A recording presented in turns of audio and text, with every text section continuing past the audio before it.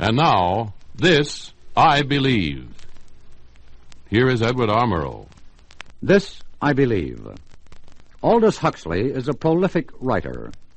He has described himself as an essayist, an amateur philosopher who writes novels. Like his famous grandfather, T.H. Huxley, his thinking has left an indelible impression on his time. Among his novels are such modern classics as Point Counterpoint and Brave New World. This is what Aldous Huxley believes. In every one of the higher religions, there is a strain of infinite optimism on the one hand, and on the other, of a profound pessimism. In the depths of our being, they all teach, there is an inner light, but an inner light which our egotism keeps for most of the time in a state of more or less complete eclipse. If, however, it so desires, the ego can get out of the way, so to speak, can diseclipse the light and become identified with its divine source. Hence the unlimited optimism of the traditional religions.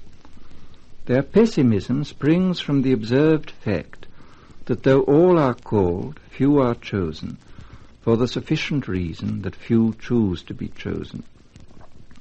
To me, this older conception of man's nature and destiny seems more realistic, more nearly in accord with the given facts than any form of modern utopianism.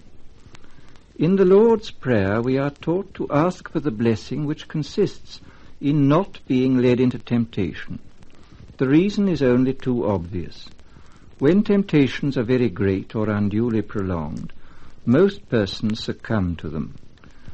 To devise a perfect social order is probably beyond our powers, but I believe that it is perfectly possible for us to reduce the number of dangerous temptations to a level far below that which is tolerated at the present time. A society so arranged that there shall be a minimum of dangerous temptations, this is the end towards which, as a citizen, I have to strive.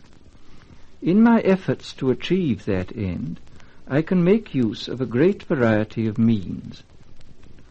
Do good ends justify the use of intrinsically bad means? On the level of theory, the point can be argued indefinitely. In practice, meanwhile, I find that the means employed invariably determine the nature of the end achieved. Indeed, as Mahatma Gandhi was never tired of insisting, the means are the end in its preliminary stages. Men have put forth enormous efforts to make their world a better place to live in. But except in regard to gadgets, plumbing and hygiene, their success has been pathetically small. Hell, as the proverb has it, is paved with good intentions. And so long as we go on trying to realize our ideals by bad or merely inappropriate means, our good intentions will come to the same bad ends. In this consists the tragedy and the irony of history. Can I, as an individual, do anything to make future history a little less tragic and less ironic than history past and present? I believe I can. As a citizen, I can use all my intelligence and all my goodwill to develop political means that shall be of the same kind and quality as the ideal ends which I am trying to achieve. And as a person, as a psychophysical organism, I can learn how to get out of the way so that the divine source of my life and consciousness can come out of eclipse and shine through me.